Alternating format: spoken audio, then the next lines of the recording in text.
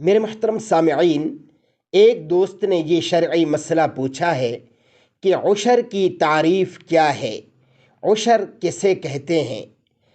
تو میرے محترم سامعین، عشر کی تعریف ذرا توجہ سے سماعت فرمائیے۔ عشر زمین کی پیداوار کی زکوٰۃ ہے، یعنی زمین سے جو پیداوار ہوتی ہے اس کی زکوٰۃ عشر ہے۔ اب ذرا اس کی تھوڑی سی تفصیل سماعت کیجیے۔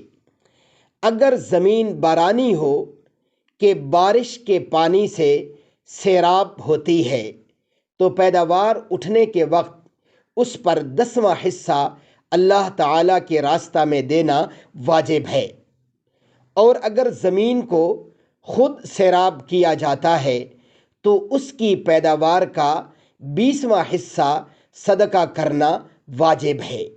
یہ ہوئی عشر کی تعریف۔ اللہ رب العزت عمل کرنے کی توفیق عطا فرمائے۔